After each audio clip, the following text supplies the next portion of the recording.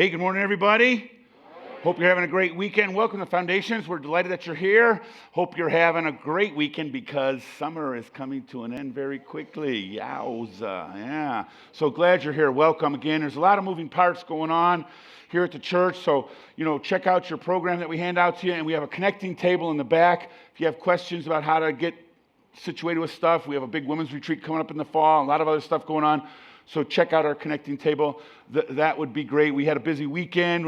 Friday night, we took over a City Park pool. That was awesome. We were just there. I think we baptized around 20 people in the pool. So that was just a lot of fun. So that's good. We're in, that clap about that. And we're in the second week of a series called Game Changers. So today we're going to continue that, which should be good. And then I just want to mention something. Just put it in your mind in the fall, right after Labor Day weekend. This is only week 2 of Game Changers. So that'll go all the way up for about, 3 or 4 more weeks. And then we're going to go into a new series after Labor Day called Soul Food, because I like to eat. And so I wondered, did Jesus eat? And so we looked in the book of Luke, found out that Jesus had 10 different meals with people. So what we're going to do is we're going to go through all those passages each week where Jesus sat down and ate with people and tell what was going on. And then what we're going to do is we're going to eat. Yes, isn't that good? So here's what we're doing, church-wide, all across, okay? Because, church has been growing, got some numbers, but we want to make sure you connect with people. It's kind of like that Cheers bar, we want to know everybody by name kind of thing. And so what we're doing, we're asking everybody to for 8 weeks, it's an 8-week commitment. We're going to have life groups all across. They'll be here in the church, in homes, all over the place. And we're going to get together for 8 weeks just to connect and talk about what we're talking about on the weekend. So everybody in church will be doing the same thing. We'll be giving you a little thing to read, and so we're looking for people who want to lead that. You don't even have to lead. You just have to be a facilitator. We'll give you all the tools. If you want to open up your home for people to come in, it's a group about 10 people. You get together, and then after 8 weeks, it's done. Boom, over. Okay, so you got an exit strategy. Because I know some people don't like to be in groups because sometimes they go, there's weird people in groups. And there always are. There's weird people here today, okay? And God says it's not good for people to be alone. Because we could just watch a service online if you want, but there's something powerful that happens in community, and God wants to be in community. And God even brings difficult people in our lives for good. It's good. It helps us to be more patient, helps us be more loving, more kind, that kind of stuff. So we were just throwing it out there to get you to think about it, like everybody here to jump in for a group for 8 weeks. And if you go to a group, like if you go with your wife or your significant other or friend or whatever, you go to a group, and on the way out, you're driving home, and you're saying, wow, that's a good group of people. Guess what? You're the weird ones. Yeah, okay? All right, so if you go, wow, everybody's so nice. Yeah, you're probably cuckoo, okay? So good, all right? So just want to get that out. So we're glad you're here. We're in a series called Game Changers. The Bible says everything written in the Bible is profitable. All scriptures God breathed and profitable, but it's not all equally profitable. So we're taking a look at one verse each week that's a game changer. Bam! Can turn your life around in a heartbeat. Just like that. Bam! Real quick. Okay? Last week we talked about every person here, whether you realize it or not, has been given a divine assignment. You're just not here by accident. God's got you on planet Earth, and he wants you to do stuff. And he's giving you an assignment. Now the question is, are you ready for the assignment? The question we asked last week is, can God trust you with trouble? Because our assignment involves trouble. And unless we know that, we'd be quick to abandon or abort the mission when really God says, no, if you get through that, there's some amazing things. So last week we talked about Mary, the mother of Jesus. Her assignment rocked her world, changed her life for the rest of her life. And her response to the assignment she was given, bam, was a game changer. Here's what she said when she got the assignment. God, may it be done to me according to what you want. It's not about me, it's about you. And that got her through all the trials and tribulations, all the hills and valleys of her life. She got through it because she says, I know God's gonna use this. So today we're on game changer number 2. And here's what we're doing. We're attacking this thing called strongholds. Here's what strongholds are. Stubborn patterns of thinking. I'm always right. I'm angry. I'm hurt. I'm disappointed. I'm no good. Stubborn patterns of thinking that block God's word and God's will for our lives. So we got to knock these out, strongholds. I followed Jesus. I made a decision to follow Jesus when I was 17 years old. And so that's a long time ago. And here's what I think as I read the Bible, that the longer you walk with God, the better you're supposed to get. I've seen a lot of people walk with God for a long time and they get worse. They get more angry, more critical, more cynical, isolate themselves more and more because they have refused to take on stubborn patterns of thinking in their lives. Are you all with me today? So we're not supposed to get bitter as we get older. We're supposed to get better as we get older, okay? And I've been in the church a lot, and I've seen some nasty people in church. You wouldn't believe it. It looks like I always say, been baptized in pickle juice. Just walk around angry, looking for something to get in. I don't like the music, don't like the lights. Okay, get better, not get bitter. How do I get better? We attack the strongholds in our life, okay? So today we're going after another one, stubborn patterns of thinking. Okay, we're going to talk about us walking around saying, poor me. Oh, poor me. I don't have a good job. Daddy was mean to me. My boss is an idiot. Church stinks. Don't like my Cheerios. All that stuff, okay? Well, I'm not saying poor me. And it can happen easily in this world because it's a tough world. Last week I received an email, a woman who was in church. She said, I've been in church for a long time. She goes, that was really good. That was good, she said, yeah.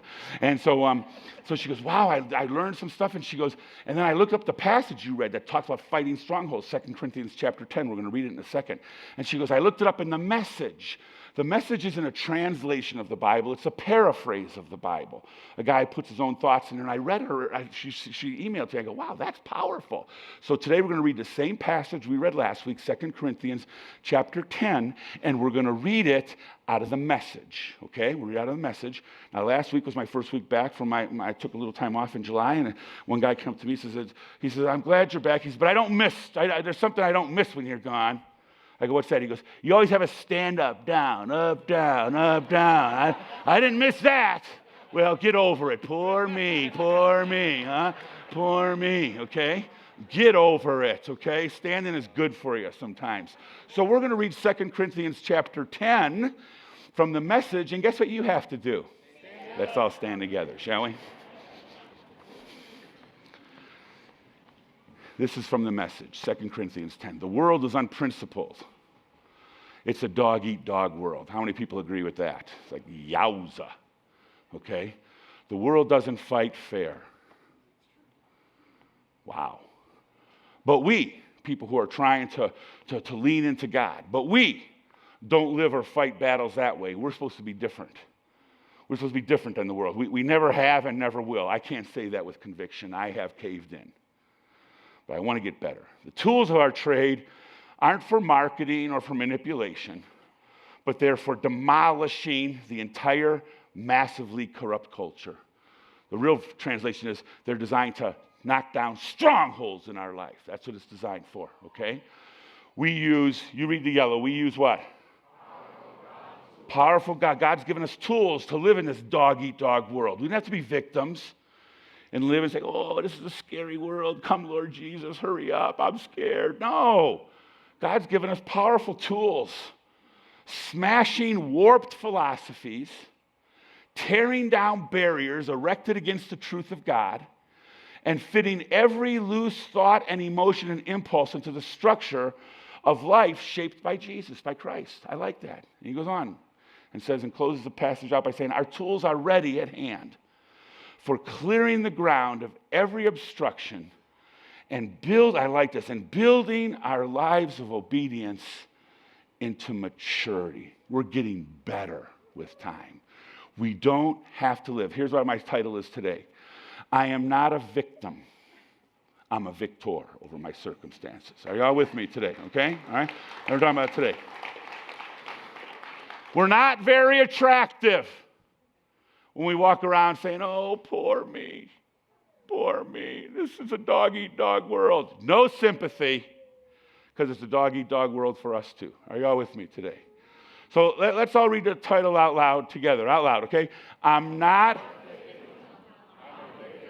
Father, thank you. Thank you that you're an amazing God. Thank you that you understand our plight in fallen world.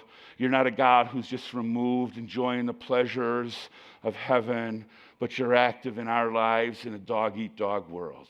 And thank you, the reason that you're involved in our world, that's an unfair, unprincipled, upside-down world, is because you don't want us to live as victims. You love us so much that you want us to live as victors, even in the midst of our crazy circumstances. That's the kind of God you are. So today, Father, we're here to take on a stronghold. It's pervasive in the world. Oh, poor me. Oh, poor me. We're to take on that stronghold. Boom! And knock it down today. Thank you for the game changer we're going to hear about today. May it make a difference in our lives that when we leave here, we'll be committed to live better for your glory. For it's in Jesus' name we pray. Amen and amen. Grab a seat. Okay, we're going to go. We're going to cover fast. Okay, now here's the deal. We're going to do a game changer today, okay? Now, here's what we're going to do. We're going to talk about a guy in the Bible who has every reason to be a victim. Every reason. And so what I'm going to do is I'm going to talk about his story up front, and you're going to hold on. You're going to stick with me. Stick with me. Okay, you're going to stick with me because I'm going to give you the game changer at the end. Are y'all with me? Because I want you to see the context of his life. Because if you understand the context of his life, then the game changer takes on that much more power, okay? So you're going to stick with me, all right? Stick with me. We're going to talk about a guy who has more chapters in the Bible dedicated to him than any person in the Bible except Jesus. Joseph is his name. Joseph's story starts in Genesis chapter 37 and goes all the way to Genesis 50.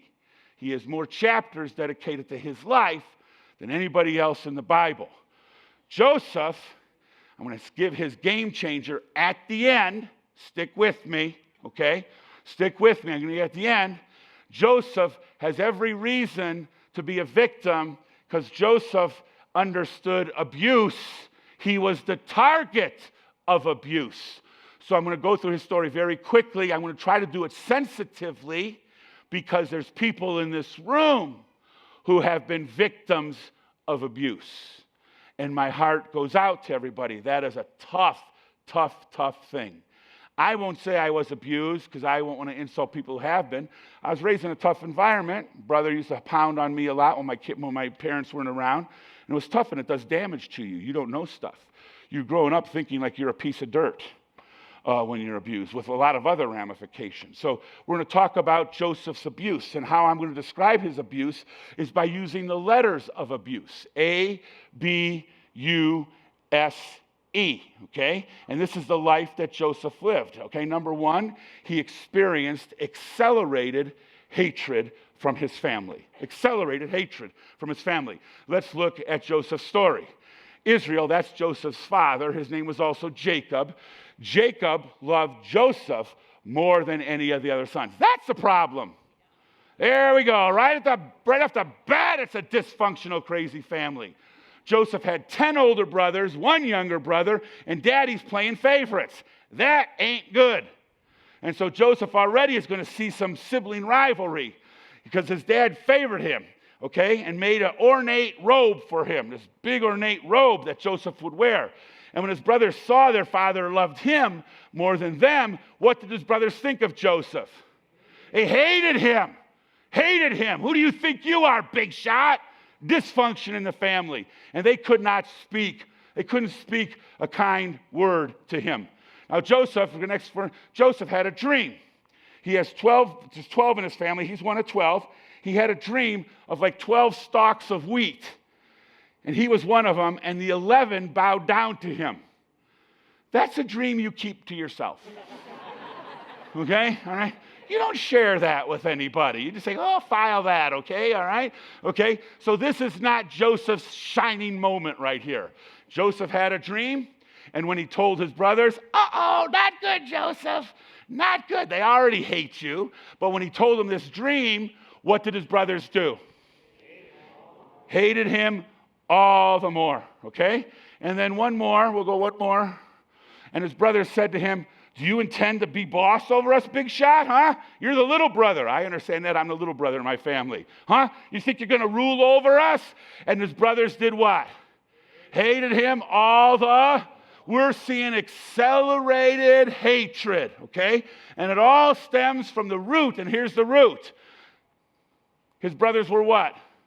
Jealous of him. His brothers were jealous of him, okay? And so because the brothers were jealous of him, they hated him all the more, and with time, their hatred kept growing. Are you all tracking with me today? I understand what it's like for a brother to berate. I was on the receiving end of that. And there was a time when my brother was vicious to me, and I hated my brother, okay? But I just want to go, before we move on, I just want to put this on the screen so y'all get this, okay? Nothing, say nothing, nothing justifies hatred. Are you all with me today? Because that'll be a stronghold. We're going to try to tear it down today. Nothing justifies hatred. Nothing you do or fail to do could ever justify the actions that hatred takes or that abuse or the abuse that hatred creates. I want to say that with sensitivity today because I know there's some people here who hate their dad, hate their sister, hate their brother, hate their ex because you've been really shafted. And I get the pain of that. I think I do. I get the pain of that, okay? I've met people who've been unjustly treated by a pastor. Nobody here. You questioning that? Oh, okay, all right, because he was like, maybe, all right, okay. All right, but I understand those pains cut deep. And I don't want to minimize those pains. They do cut deep. I get it. But I'm just challenging you as people who are trying to lean into God this morning, that nothing justifies hatred. We got to rise above the culture in which we live in. Are you all tracking with me? Okay? So Joseph experienced accelerated hatred. B, he experienced this. Berated. He was berated as worthless, just treated like a piece of dog dirt. That's what he was, just treated as dog dirt. Let's find out how that happened. So his brothers are out there taking care of sheep. He's got 10 older brothers, and the dad says, here, take some lunch out to him. And so he's taking some lunch out to him, and his brothers saw him in a distance, and before he reached them, they plotted to what? Kill him. Oh, here comes the big shot. Here he comes, the dreamer. Come, let's kill him. Throw him into one of the cisterns. Cisterns hold water. And say that a ferocious animal. Hey, did you read about that mountain lion that got in that home in Boulder? Oh my gosh, I locked my windows last night. That freaked me out. That's too close for me. I mean, they couldn't get the mountain lion out of the house. He liked it too much. He'd love my house, Oreos and free. Anyway, so let's just say a ferocious animal killed him, and then we'll see what comes of his dreams. But one brother intervened. His brother's name was Judah. So Joseph came to his brothers. Oh, no, not there yet. This is good. I was wrong. They stripped him, stripped him of his robe. He's wearing that ornate robe. Stripped him of his robe that he was wearing, took him, and they threw him into a cistern. Hard landing or soft landing? How do you know? Let me do that. You guys are cheating. You're reading ahead, okay? All right? It was a hard landing because there was no water in the cistern. Did we get there? That's good, okay? And they're going to let him kill. But Judah intervened, his older brother, and said, what will we gain if we kill our brother and cover up his blood? Come, let's sell him. Let's sell the dude, okay? Maybe we get some money for him at least, huh? Let's sell him, because they were on a trade route to Egypt and would go up to Syria. They're on a big trade route. And the Ishmaelites, and not lay our hands on him. After all, he's our brother. And his brothers agreed to him. Can you imagine that conversation? Because Joseph didn't lose his hearing. Hey, guys, come here. Hey, we got something for you. What do you got? Yeah, you want to buy him? The Bible says Joseph was a good-looking man. Strong, good-looking man, okay? Give you a visual, okay? And so, it's not funny. And so, and so, hey, you want him? You want him? You want him? Yeah, the Ishmaelites say, yeah, he can do a lot of work. He's young. He can carry a lot of water for us. We'll give you $5. Come on. $7.50. Okay, and Joseph is hearing this. Are you with me? His own flesh and blood is selling him. They're selling him. And so his brothers agreed, and they sold him sold their own brother. You're dealing with feelings of self-worth today. Can you imagine what Joseph went through? Thrown in a cistern. They went, only one brother intervened. Okay, and they sell him, and off he goes. So, U stands for unjust condemnation. The Ishmaelites buy him. We're skipping a lot, but the Ishmaelites buy him. They take him to Egypt, and they sell him. Not what we thought he was. So they sell him. They get money for him. And he gets hired by one of the governors of Egypt, Potiphar, okay? And he's doing really great. He's doing really great at Potiphar's house. In fact, let's see what happens. After a while, his master's wife took notice of Joseph because the Bible says he was handsome. And she said, come to bed, come sleep with me. But he refused. He says, I'm in charge. My master does not concern himself with anything in the house because he's entrusted everything to my care. We'll go to the next one. And no one is greater in this house than me. I got the credit card. I got the chariot out back. I got the hot tub. Life is good. Even got cable in my room, all right? It's all good because he's held nothing back from me except you. I'm not going to mess with you because you're his wife. And then he says this amazing statement of integrity. How then could I do such a wicked thing? Well, I could tell you, it would make sense to me why you could. Your family was horrible. They were going to kill you. They sold you. Then you got sold again. You're in a foreign land. Nobody knows who you are. I could understand it. Couldn't you a little bit? I could understand it because I'm not going to do such a thing against God. I won't do it. So then she saw that he left his cloak in her hand and run out of the house because she called her household servants and said, "Here, look," she said, "this Hebrew has been brought to us and made sport of us. He came in here to sleep with me, but I screamed." And by the way, right here, it's the first time ever the Bible mentions ice cream, okay? First time. People say, wow, you eat a lot of ice cream, Pastor. It's biblical, okay, all right? Okay, so she screamed. She screamed. And when his master heard the story of his wife, this is what the wife said when the husband came in. "This is how your slave treated me." Question for you, astute people. Who's she angry with?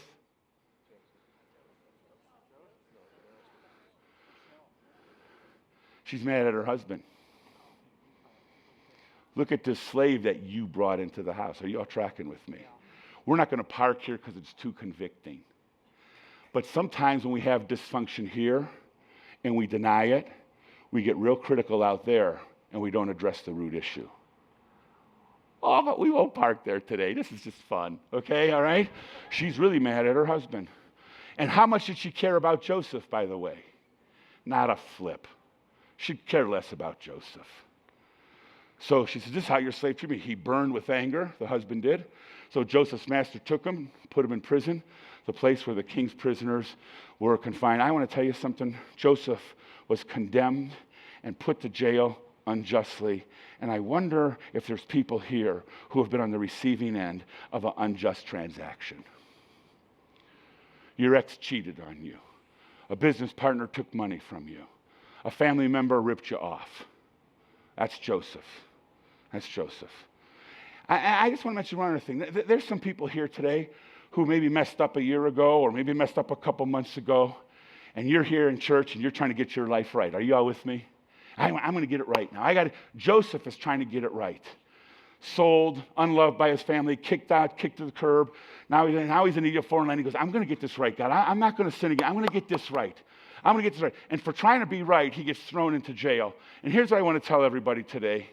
Beware of the temptation to rebel when our initial acts of devotion to God are not rewarded. Are you all with me today? I'm going to get my life together, and you get your life together, and you're walking the straight and narrow, and God doesn't seem to be doing a thing. There's a temptation to rebel. Are you all with me? It's like, man, I just want to get out. Okay, forget it. God's not working. Come on, let's sleep together. Whatever. But Joseph was strong. Even when he didn't have signs of God in his life, he still walked a straight and narrow. And I want to encourage, there's some people here today that are doing exactly what Joseph's doing. You're here today because you're trying to get your life together. I commend you. I reward you for your act of what you're doing. And I want to tell you, if God doesn't show up right now and you're feeling those temptations to rebel, you stay hanging there. God is faithful. God is faithful. Let's keep moving. Are you still with me? I haven't got to the game changer yet. Real quickly, he was shamed publicly. He went to jail. The prisons in Egypt were awful. He started interpreting dreams. He told some people, hey, he told Pharaoh, the president, he had two of his servants in there, and he interpreted dreams. And one of them, he says, "You're going to get promoted to Pharaoh." And when you hear about that, I interpreted the dream for you. Can you tell Pharaoh that I did it? And so here's about what the Bible says. But when all goes well with you, this is Joseph talking. Remember me and show me kindness. Mention me to Pharaoh and get me out of this prison. I'm not here. And he didn't. The guy forgot about Joseph. He was just shamed publicly. When Jesus went to the cross, the Bible really doesn't talk much about his physical pain. He wasn't a lot of physical pain, but the Bible doesn't spend a lot of time talking about the physical pain that Jesus was in. Instead, the Bible spends some time about the shame that Jesus experienced going to the cross. For the joy set before him, the author of Hebrews says, he endured the cross, publicly shamed, ridiculed, spit upon, jeered, mocked. And Jesus had shame as a terrible. Shame is this. Shame means I'm a bad person. I understand shame. When my older brother was tough on me and did some hard things to me, there's an internal voice that you get, I'm a bad person. Not that I'm doing bad things, I'm just flawed. And to this day, frankly, it's a stronghold in my life. To this day, if something goes wrong, I'll volunteer that it was my fault. It's crazy, isn't it? Hey, I lost my wallet in church. Yeah, I took it. It's a bad thing. It's shame. It's just, and I was raised that way. I was raised with a lot of shame. And Joseph is being shamed publicly. And the last thing about his abuse was this. It was an enduring condition. It just wasn't one thing that happened. I need some math people here to help me out. Let's find out how long he endured this condition. Here we go. When the account of Jacob's family, Joseph, when he was taking his lunch to the brothers, was a young man. How old? 17 years old. This started when his brothers started messing with him. Let's keep going. Let's go. Now when he gets promoted, by the way, he interprets Pharaoh's dream because nobody else could. Someone did remember him then. Pharaoh had a dream, and they brought Joseph out of prison, and he interpreted Pharaoh's dream. When that happened, Joseph was how old? 30 years. How many years is the difference? 13. 13 years he had to wallow. Are you all with me? Figuring out betrayal. My family kicked me to the curb. I'm unloved. I'm unwanted. I'm a scumbag. 13 years he had to do this. And then I want to go to the next one. Oh, no, don't go to that one yet. So he interprets Pharaoh's dream. And here's the dream. Pharaoh, Egypt's going to experience 7 years of the largest gross national product. Their GNP is going to be bigger than it's ever been. 7 years of prosperity. But after 7 years of prosperity, there's going to be 7 years of famine. And the Pharaoh goes, wow, that's amazing. And so he promotes Joseph to the second most powerful position in the country. Really the first. Because what do pharaohs do? Eat grapes, drink wine, kiss a few babies. That's all they do. They don't do much. Joseph's running the country. Are you all with me? And now the famine hits. How many years has he been away from his family? Hold with me. Stay with me. I still need mathematicians. 7 years of prosperity in Egypt. He still hasn't seen his brothers. How much is that? 20. Y'all tracking with me? 20. Now the famine hits. I don't know when the brothers came to him because they ran out of food back in Israel. Joseph's father says, we don't have any food. We need to find food. Where's food? He says, it's in Egypt. His family now is 66 people large. We're going to starve. Where's food? In Egypt. So the brothers go, okay, we'll go to Egypt and get food. Not knowing Joseph's alive. Not knowing Joseph's the second man in control.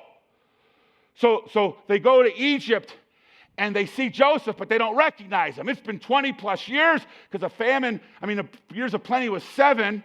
We don't know when the famine hit. I don't know if they wanted him to see the first year. They could have seen him in the 3rd or 4th year. We do know this. It's 20 plus years. Are you all tracking with me? 20 plus years. Now, Egyptians look different. Egyptians look different than Israelis. Egyptians shave. Jews didn't. They had big beards. It's been 20 plus years. He's in all his gear, all his clothing. So they meet him, but they don't know him. Are you all with me? They say, hey, we need some food. And they don't know him. It would have been funny if they did, right? If they met him, hey, how's it going? What are you guys doing? We're still shepherds. What are you? Oh, I'm running Egypt right now. Okay?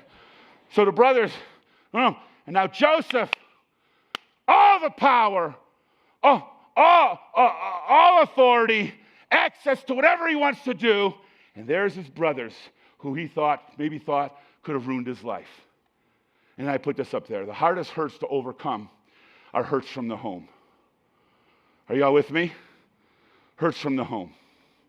Brother, mama, daddy, uncle, grandpa. There they are. 20 plus years. You wanted to kill me. You sold me.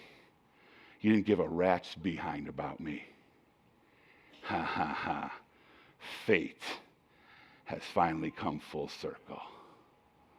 I got the power to destroy you. Y'all with me? Could kill him right there in a spot if he wanted to. Home hurts. They're hard. But Joseph didn't live as a victim. He lived as a victor. So watch this. Here's what he says in Genesis 50. Not the game changer yet. You still with me? Say, I am. Okay, this isn't the game changer yet. But this is what he says. This is what he says. When Joseph's brothers saw that their father was dead, because now where they're there in Egypt, Jacob dies, because he brought Jacob with him. Jacob dies. And now the brothers are freaked out. What if Joseph holds a grudge against us and pays us back for all the wrongs we did to him? Now there's nothing holding him back. Daddy's dead. He could kill us. Do you see in that verse that the brothers were held in bondage too? Do you see that? They're held in bondage for what they did. What's Joseph going to do? What's Joseph going to do? And so Joseph calls him to his office. Calls him to his office. If you're still with me, say, I am. Here it comes. Here it comes. Here it comes. Stay with me. Here it comes. Here it comes. Here comes the game changer. Music, please.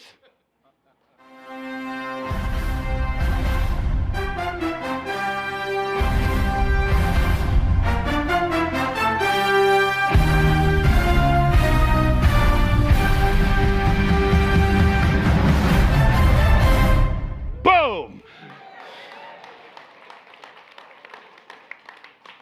Here comes what? One verse could move you from a victim to victor. Game changer. Here it is. Genesis 50:20. Here it is. Everybody here should memorize this verse. Here's Joseph speaking to his brothers. You intended to harm me. I like that.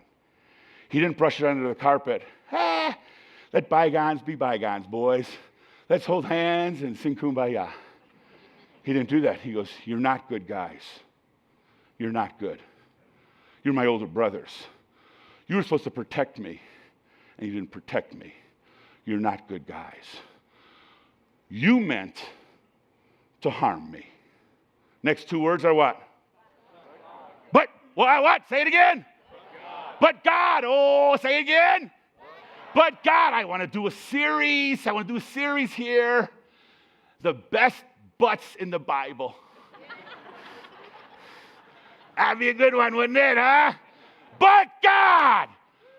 You got to know all the but gods. 1 Samuel 16:7. I like this when people judge me because it says this. People look at the outward appearance. But God. I won't hurt you, okay? But God looks at the heart. Oh, I like that. The psalmist says this.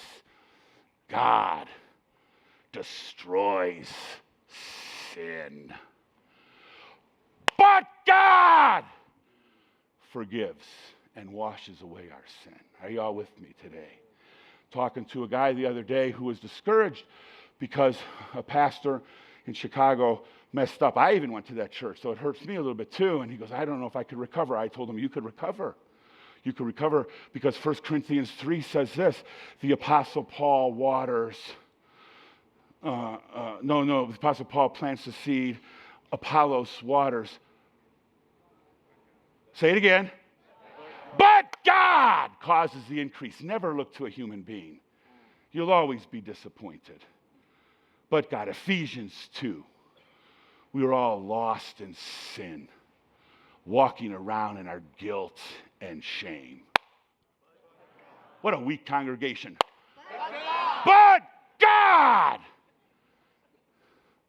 washes us clean, and we walk in light. It's by grace you have been saved. Are you all with me today? But God. Joseph looks at him and says, here's what I want you to know. You meant to harm me, but God meant it for good. Carl, are you telling me that what your brothers did to you wasn't meant to harm me? It probably was. It was. My brother was an angry guy. Took his anger out on me. But what he meant to harm me, but God intended it for good. Are you all tracking with me today? He meant it good to accomplish what's being done. Here's what I want you to know. Only God can move us beyond the pain and abuse of betrayal. Only God can. But God, he can, and he will. Are you all with me? Okay? So I'm going to take that game changer. I'm done. I'm almost done. I'm going to take that game changer, just break it down. You meant it for evil. God meant it for good because he's one who comes first. Here's 3 things I want you to get today, then we're done. Hatred and nastiness is growing, I feel. Does anybody feel that with me? It's a nasty world. I'm raising my boys. Maybe you think I'm crazy. I'm raising my boys. Hey, boys, people are going to lie to you. People are going to cheat. People are going to be unfair to you. People are going to stab you in the back. We go to the Christian school, Dad, all the more. Don't you dare think this is an easy world. It's a dog-eat-dog world. So if you want to be successful in this world, you have to know how to handle the hatred and nastiness that is accelerating at an unbelievable rate. I can't believe what people say. I can't believe what people post. I can't believe the way people behave in public, unfiltered. Say wicked and horrible and awful things. It's terrible. I just feel hatred, vitriol, combativeness, acrimony is on the rise. I don't know if you feel. Number two is this. God is on the move. His grace is showing, and I kneel. The Bible says wherever sin abounds, grace abounds so much more. So when you've been betrayed, someone sticks a knife in your back, you've been kicked to the curb, treated unjustly. In that moment, it's a critical moment. It's a critical moment because you have every reason to say, I hate you. But at the same time, that energy's coming into you. So is God's grace.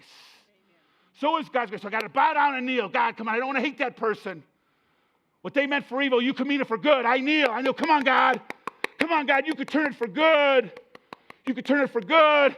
Joseph did this. He didn't do it, by the way, in the moment when he met his brothers.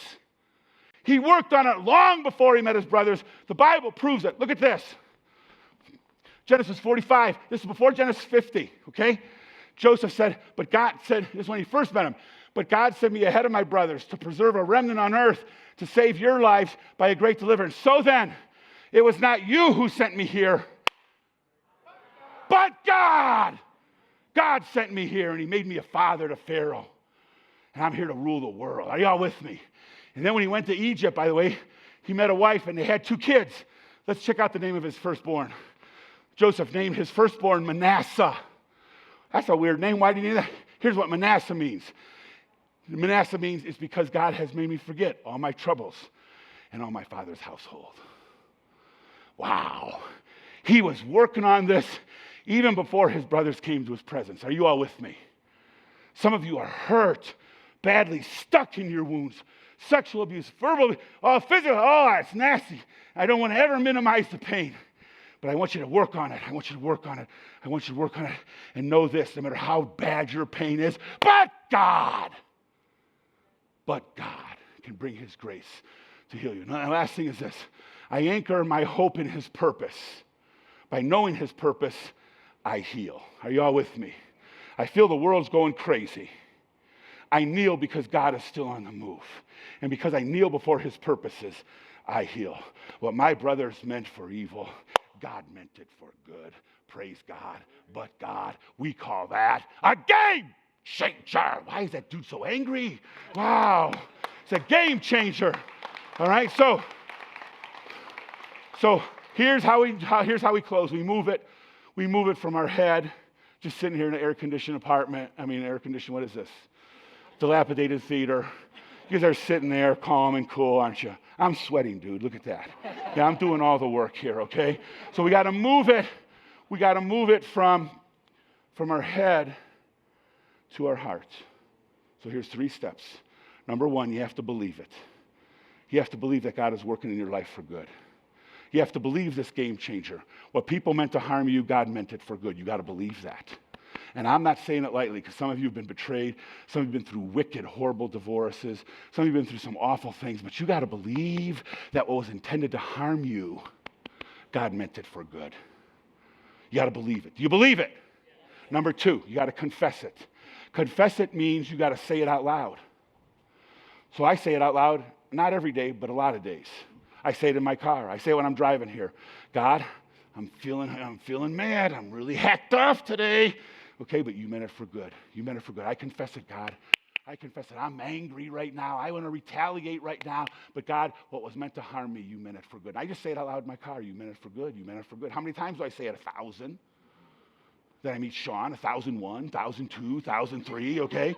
Just keeps 1,020, right? 2,000. Just keep saying it. Meant it for good, meant it for good, meant it for good. God, you meant it for good, you meant it for good, you meant it for good. So I believe it. You got to believe it. Just can't be here and say, oh, that was interesting today or uninteresting. Get out of here. I need some ice cream, okay? Okay? You got to believe it today. You got to move it from here to here. God is working in my life for good, even though people intend to harm me. God can make it for good. Then I confess it. This is good, this is good. And number three, you stand in it. You stand in it. It means you think it, you act on it, you pray it, you live it, you stand on it. God, I'm weak today. I don't even want to go to work and meet my stupid boss, but I'm going to stand in it. I'm going to stand that you mean it for good. Somehow, some way, you're going to make this work for good. Are you all with me? The band's going to come out. Come on out, band. Where are you? We had a discussion last night, an argument. We almost split the band up, okay? Because we're talking about our favorite football teams and who's going to have the most victories. You tell me who's going to win. There's Court, New York Jets fan. Yeah. Scott, Denver Bronco fan. It's going to be a long season, okay?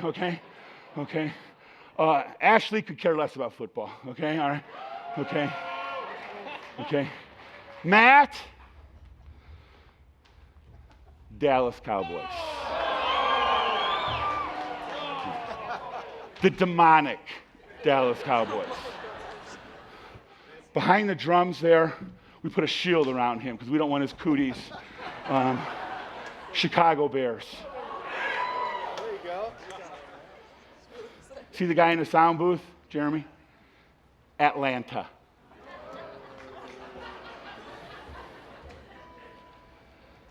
Cleveland Browns.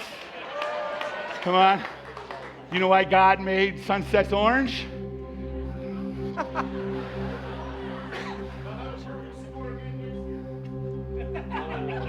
We'll throw you out of here. But you know what? I'm not going to get hooked. What you meant for harm? And we're going to be led. We're going to be led today. We're going to stand in it today. We're going to give you a song today. We're going to give you a song today that you can sing. It's memorable. We're going to put a song. We're going to put an old-fashioned church choir down deep in your soul. And here's what you're going to say today. Ain't nobody. That's bad English, but good theology. Ain't nobody going to steal my joy. Not my boss, not my brother, not my mama, not the person I'm sleeping with. You give your power to no one but God. Are you with me? You give your power to nobody but God. Because what you intended for harm, God meant it for good because he's got a purpose in my life. So he's going to lead us. You got to overcome this Pittsburgh Steeler fan. Let's all stand. This is a catchy tune. I felt bad for Dwayne last night. Because an African American leading white people in music. Okay? There's parts of the song where you clap your hands and you're all going like, they couldn't even get the beat, Dwayne. Couldn't even get it. Yeah, I feel your pain, man. It's tough, okay? We're going to try it with the 10 o'clock service. They sometimes are a little more energetic, sometimes, okay? But your mission today, as we sing this song, is to anchor the fact that we're standing in a game changer. That what you meant for harm, God meant for good. Amen. So he could work his purposes in our life. And if we stand there ain't nothing that's going to steal our joy.